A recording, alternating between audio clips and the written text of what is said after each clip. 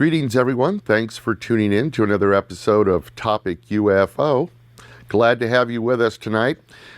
Tonight's guest is going to be Gary Thomas, and he is here to speak to us about somebody you may not have heard of, but is actually known throughout the circles of ufology, and that person is Jacques Vallee.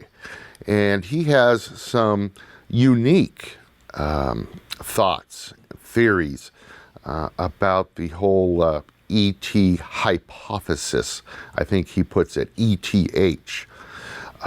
And Gary's very much into Jacques, so we're going to be talking to him about that. First, I would like to welcome all of the new viewers on Roku. As you may know, the show was launched publicly on Roku on May 16th, 2013. And since then, I think today is June 2nd, and we've picked up about 10,000 new subscribers. And it's growing at about 400 new subscribers a day. So it's just been a blessing. I tell you, this Roku has really allowed us to get out to a lot more people. I would like to let the Roku viewers know that if you'd like an easy way to keep up on the show as far as when new episodes are available, etc., there's a couple ways you can do that. You can either subscribe to Topic UFO on YouTube at youtube.com/Topic UFO, or you can go to the Topic UFO website, topicufo.com, and sign up for the newsletter.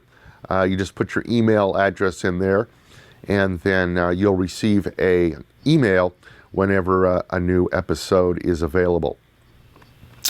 So besides that, the only thing I'd like to ask from the Roku viewers is if you can take a second and go to the Roku channel page on their website there, find Topic UFO, and give us a 5-star rating.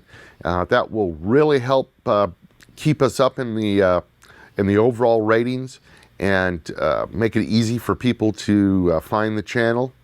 And, it doesn't hurt to have a good rating. So if you have a second, if you could go out there and do that, I'd really appreciate it. All right. Well, enough of that type of stuff. Let's go ahead and bring on tonight's guest. Mr. Gary Thomas, are you out there, sir? Yes, sir. I am here. How are you today? Bringing me on. Doing fine. Good. Well. Good. So Gary, for the viewers that have not been following Topic UFO for that long, Gary was one of our original guests way back in early 2012. Since that time, Gary and I have stayed connected, and we toss back thoughts and theories on this whole UFO thing. And Gary, you've always been a proponent, I guess you would say, of Mr. Jacques Vallee, have you not? Yes, I have. Great ufologist in the field of UFOs. He was a man. If you know Close Encounters of the Third Kind, that movie. Late 1970s, he was the model that Spielberg used for the French scientist in that movie, and I think the character name was Lacombe, and that character actually is modeled after Jacques Vallee. So this Jacques Vallee has a great history in UFOs. Now, and I don't claim to be a UFO expert by any means, but from your viewpoint, do you find that most people that are into ufology, do they know about Jacques Vallee? Is he a commonly known person, or is he kind of out there in the outskirts? Well, for the old timers, those people that grew up in the 70s, in the early 80s, I think they would know Jacques Vallee. Those who got into UFOs, definitely in the 2000s and late 1990s, may not know Jacques Vallee. But if you know Jacques Vallee, you either love him or hate him, because he comes at this UFO problem with a different angle. So. Yeah, he does have a unique angle, and to be honest with you, Gary, I can't quite pinpoint what it is he's actually theorizing. He likes to use this acronym ETH, extraterrestrial hypothesis. And one thing that I heard him say that really caught my ear was that he felt that this whole study of ufology, this whole subject of ufology, was actually a subset of something much bigger. Can you tell us about that? Have you heard him talk about that before? Yeah, the subset. It's a difficult concept in one sense to present, but we'll give it a shot tonight and see how we go. But people usually think of the UFO problem. You come in two camps. Either they're all explained by natural objects or man-made objects, or the witness is crazy or something, or he's had some kind of psychotic event. So that's one side of the coin. The other side of the coin is, well, UFOs do exist, and they're from another exoplanet or another planet outside of our solar system, and they come to Earth and do things to us. And that's sort of the landscape out there. Jacques says it's like American politics. You either can vote for a Democrat or Republican, but there's no in between. Well, Jacques Vallee has he gives a third way, if you will, or a third position that sort of opens us up to new possibilities. And really, if you summarize his position, I guess, you could say it's really more of a spiritual or psychic phenomenon, and it falls into that category, but it has all kinds of different tentacles that go into different areas, and maybe we can talk about some of those tonight. But again, Jacques comes up with this third position. Yeah, it is sort of hard to pinpoint him, but in another sense it's not, because basically he outlines some problems with the normal viewpoint, which is, like you said, the ETH. His, like I say, falls in more of a paraphysical or a psychic hypothesis that, yes, they do exist.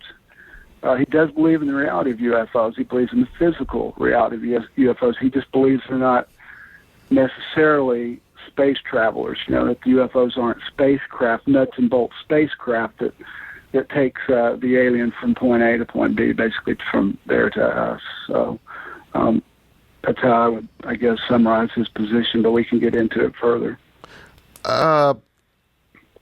Now, he's also, I guess, been quoted as saying that, or he feels that most of the UFO investigations that take place are very shallow, sloppy,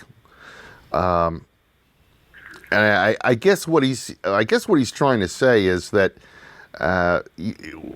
we tend to look at these things in either one or two camps, and we're not digging it any deeper or trying to open our minds up even further than what they are now. Is that basically what he's saying? That's correct. And maybe we ought to give a couple of quotes and see if we can start fleshing this out a little bit. This is kind of a somewhat lengthy one, but maybe we'll explain as we go here. But I'll start here. This is from a book.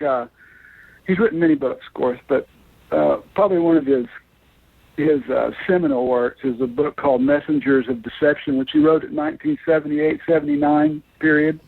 Mm-hmm. And all his other books that come after that, basically, that he builds the case from the Messengers of Deception. Messengers of Deception is sort of the foundation. But anyway, I'll quote a couple of things from the book. One of the quotes he has is, he says, yes, the most clear result was that the phenomenon, he's talking about the UFO phenomenon, behaved like a conditioning response.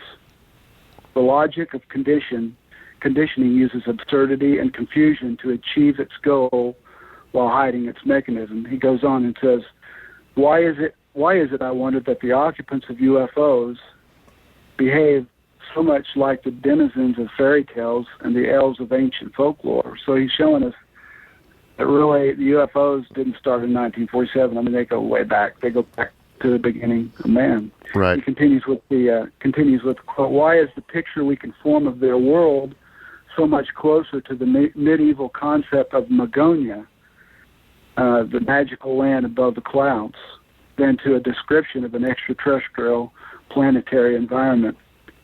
And so then he says, I am pursuing the idea that UFOs may be a control system. And basically, he was trying to say that the UFO can be physical, but it's really on a different level. It can come and go. Really, the UFO is really doing something to us. What is it doing to us? It's changing our belief systems, and we can get into how it's changing our belief systems later. But he believes they're vehicles that really are changing us. They're changing our consciousness, and so anyway. And then he continues on. He says, "Let me summarize my position thus far. UFOs are real." So again, he believes in the physical reality of UFOs. They are an application of psychotronic technology. The Russians use that term, psychotronic. Basically, it's a device that changes consciousness. It's like a thing that changes us into an altered state of consciousness. But basically, there's an application of psychotronic technology that is, they may not be from outer space. They may be, in fact, terrestrial-based manipulating devices. He believes in a multidimensional, Rick, viewpoint of the UFO, that they don't come from out there, but they come from around Earth in a parallel reality, if you will. Mm-hmm. And he continues with the quote, their purpose may be to achieve social changes on this planet. And he documents in this book, Messengers of Deception, many groups that give credence to that viewpoint, that they change us, and they're changing social structures, even politics. Continuing on with the quote, their methods are those of deception. So UFOs don't come to us in a straightforward manner, come to us at night.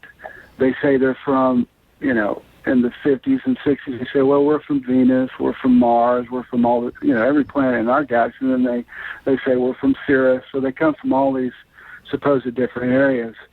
But really, if you get down to it, it's really a deception, because, either you believe they come from all those places, or they're not telling us the whole truth. Mm-hmm. Continuing with the quote, it says, systematic manipulation of witnesses and contactees, so they're doing that. Covert use of various sects and cults, and one of the cults he talks about early on was it was called the HIM cult, but it ended up being the Applewhite cult, Heaven's Gate, if you remember that in the 90s. Absolutely. That was in San Diego. Yeah. Yeah. And so anyway, continuing on, and they control the channels through which the alleged space messages can make an impact on the public. So basically he's saying they're not straightforward. I mean, they are messengers of deception. They're bringing, their goal is not to say, here, let me help you necessarily. It's to change our ideas of space and time and even of religion. And, could it be, because, the more that I look into this, the more it starts to make sense.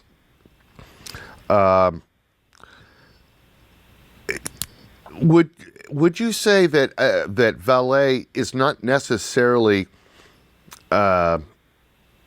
saying that this is a religious type of experience, or but a spiritual one, which I think is completely different between the spiritual and the religious? Where does religion fit into this? Is there some type of connection there, or is this something completely different?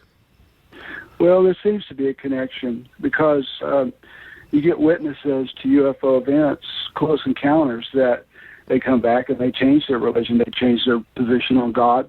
I was once, the belief in the traditional, good God, etc., and they change it to a different position that, in a vision maybe of many gods, or that the aliens are our gods. They're the ones that planted us here.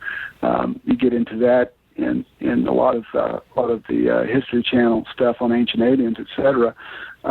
They do seem to change us, and they change things that are deep in us, not just the, oh look, I see, this object in the sky and it comes from another planet. Their goal seems to be deeper. It's almost as if they are evangelistic in their approach, but it's in a very weird way. It's not a straightforward way. They use deception. They use absurdity. They'll say things that make no sense physically. Witnesses to UFOs, close encounters, come back and say, well, I want to build this energy device, this free energy device. And Jacques Vallee interviews these people, and in his mind, he doesn't tell them this, but in his mind, he's saying, well, this device cannot work physically. So, really, what are they really about? What are they really doing to us? And it does seem to be the big questions: the belief in God, the belief in where are we going as a planet, the belief in where do we go after we die. These kind of questions that we all grapple with, since our childhood. We ask questions like that, and it's like the UFO comes into our world, wakes us up out of our our sleep, so to speak. Where we go to work, we do our thing, and we get in this mode. We don't think about the deep things, and all of a sudden something happens to us, and we think about the deep things. But right. For me, it should be done in a more straightforward way if you're really going to do that. But the UFOs come to us, and they're not honest with us, and they give us deceptive things. Now, Jacques, okay. Who is Jacques? Jacques is a scientist, okay? He's an agnostic. He's not a Christian. He's not a Buddhist, what have you.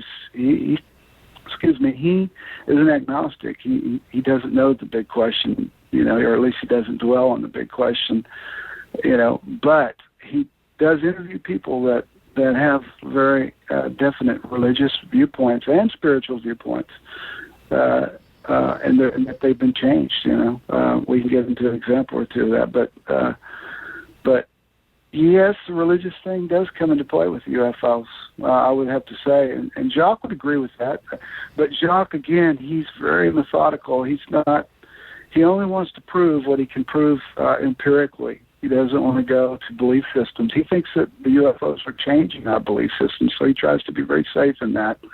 Well, what about when it comes to ET abduction, for example? Right.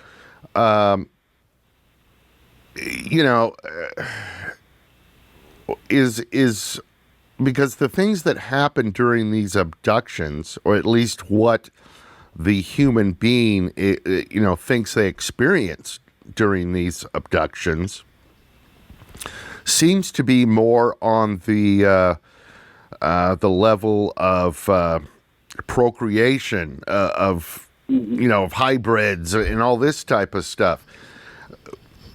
Any thoughts there as far as? Yeah, Jacques talks about. Jacques is. He thinks, to sum his position up, he thinks probably abductions are more symbolic than physical acts. However, he points out several things. The thousands of abductions. I mean, he goes through the catalogs of cases, and they're in the thousands. He said, "What are they really doing?" When I say they, the aliens, what or whatever, whoever these people are, what things are, what are they doing? Why do they use such arcane technology that leaves scars?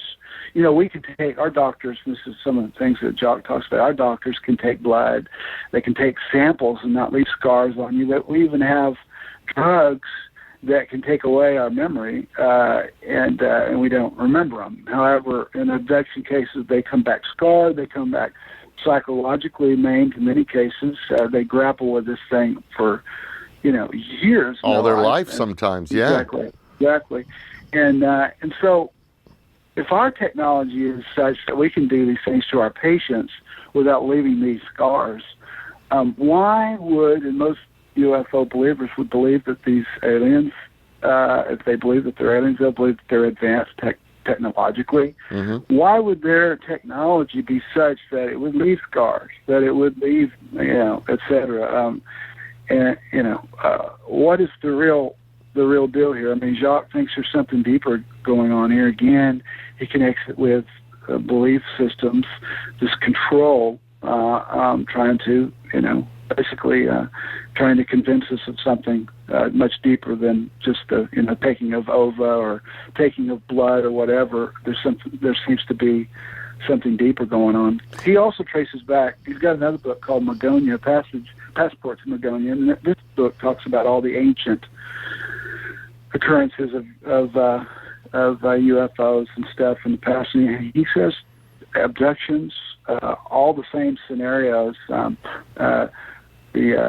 medical devices, the circular rooms, the white robed people. These things are talked about in a different setting, in a different time, and they use different words for them. They may call them fairies, or they may call them this and that. We think of a fairy now as just a fairy tale. However, it was a real deal for people in the medieval ages in Ireland and what have you. They believed that the little people existed, that the good people, they would call them, existed, and they did these weird things. And so that can be, this abduction thing didn't start in, recently. I mean, it goes back to antiquity, but you have to uncover it in these strange stories of our past. And Jacques has done that. For those who want to get into it, can read his book, Passport to Magonia. He's written a new book about that with another guy, even recently. But well, you know what, Gary, I could, if you looked at this UFO thing, like you said, starting from the beginning of time, and these, whatever you want to call them, aliens or other entities. Mm-hmm. It's very possible that they could have been controlling us, molding us, changing our thought patterns or whatever over time, thousands and thousands of years. Mm-hmm. It makes sense. I got to tell you, it makes sense. Whether it's true or not, I don't know, but it makes sense. It seems to, and that's the big question: is what are they really after? And we got all kinds of theories up there, but Jacques is, for those who want to jump into it, I would again suggest Messengers of Deception. Get into it and see where he comes across. But he goes into case after case and makes a very methodical case for it. That yes, I mean, he believes it's a control system. That is the real deal. Now, again, the question of who they are, he says he doesn't know. He doesn't know. And that's what a scientist would say, right? Yeah, it is what a scientist would say. And for a person like me, his theories make real sense because I come from, and I don't want to shock the audience or anything, but I come from a Christian perspective. Right. It's very, his theories fit what we would call demons and fallen angels of the past and of our present. And really, it's in my viewpoint, not something to trifle with, even if you don't believe in that perspective. You don't go out and seek these things because I mean it can be dangerous. because, we're talking about belief systems, and Right. a person should come to a belief in a studied way. I mean, we should study it, look at it, and weigh it out, and see where we come on it. So, I know that I guess Jacques was into this whole UFO thing back with J. Allen Hynek, and then I believe it was in the late 70s. Correct me if I'm wrong, but he kind of pulled out of the whole UFO thing. Yeah, he thought it was getting too political or too something or another. I don't know what went on there. Yeah, it did, and it does. I mean, it is a very political realm. I mean, to be honest with you, those people who talk about UFOs and investigate UFOs, everybody has an opinion, and that's true. And they don't always present their opinion in a civil way. I mean, there's very strong feelings. No, I believe this. No, I believe that. But to be honest with you, most people in ufology fall under the ETH, the extraterrestrial hypothesis. Jacques doesn't, and so I mean, he's a man that stood alone. Again, Allen Hynek, if you remember, Allen Hynek was the astronomer over Blue Book, right. Project Blue Book, and he brought Jacques on board in 1963 to help him. Jacques' expertise, he delves into ufology, but his professional career is computers. He has a PhD in computers, and so he knew how to write programs to catalog for the first time all these, and to find a pattern to all these sightings. And he was very, very instrumental in helping Hynek. Hynek was a skeptic, and when I say skeptic, he would come up with, well, this is swamp gas. I mean, he would throw out those ideas. Well, a scientist wants to eliminate all these things. There was an uproar when in one case in Minnesota or Michigan where he says, well, it looks like it's a possibility that they may have seen swamp gas, and there was a big uproar at that time, and it was wild. But Jacques was instrumental in showing Hynek, a skeptic, that there is a reality behind UFOs. It's a real, and they're physical. There's a physical reality, but there's also other layers to it. And maybe at some point we ought to go into that layers that we've went through in the past on your show. But that 6-layer model. But he was instrumental in convincing Hynek. Wow, there is something physical. But he also too believed that the alien hypothesis didn't fit all the data, and so Hynek, and then another man named John Keel. Those three guys right there they had this third position. Really, you could say it was the paraphysical hypothesis, this paranormal hypothesis versus the aliens from another planet hypothesis. And because Jacques took that position, he was alienated by a lot of people.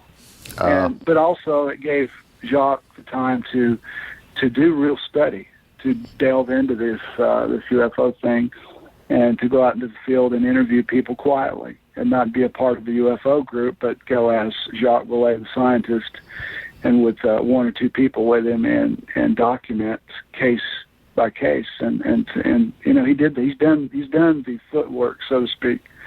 That's what I like about Jacques. He can't stand alone. That's something to say about a person, that they can stand alone. That it's not popularity that pushes him. It's something else. And I mean, he's trying to find out what reality is and what's all this about. And I like that about Jacques. Yeah, he definitely goes about this in a scientific way, which is something that I appreciate. Yeah. And you think about it, there aren't that many big-time scientists that will even go on the record with their feelings, their personal feelings on UFOs and ETs. No, that's true.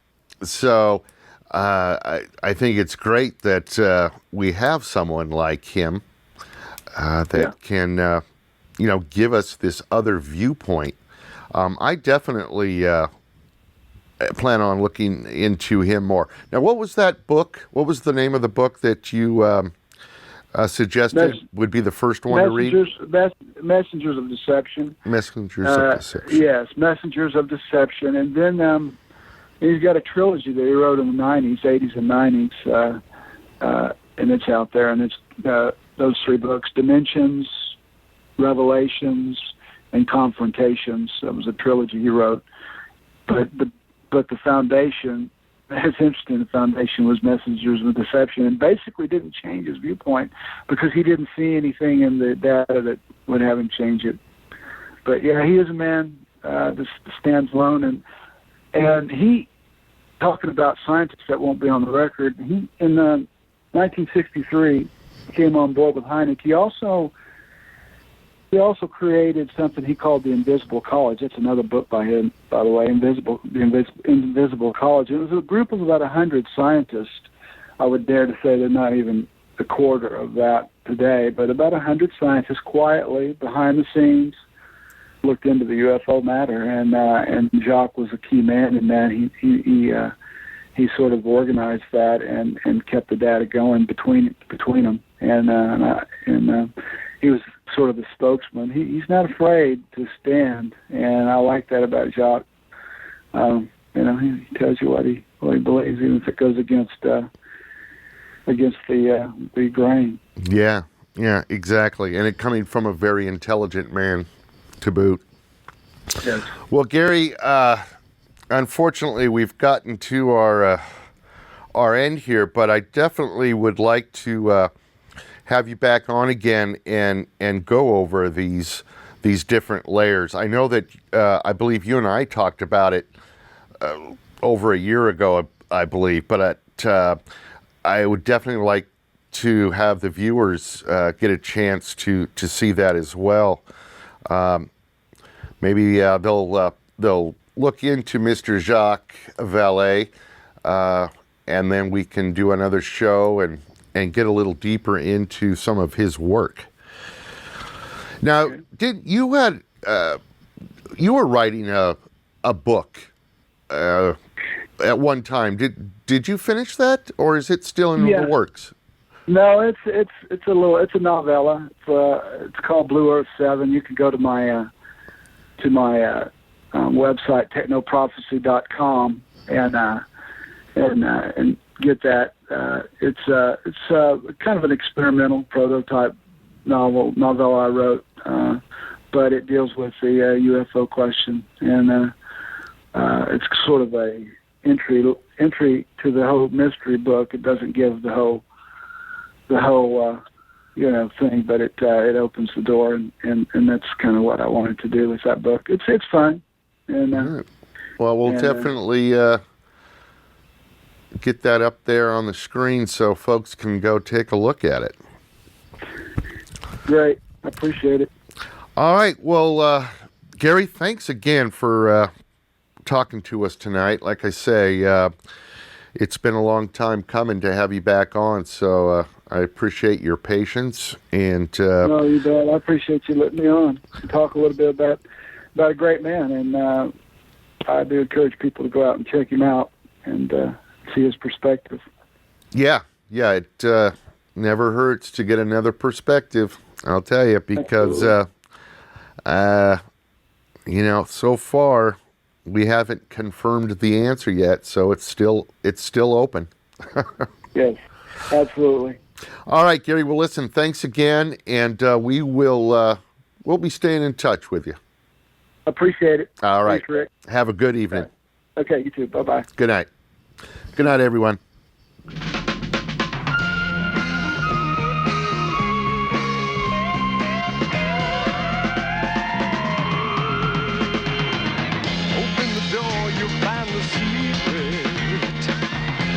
The answer is to keep it.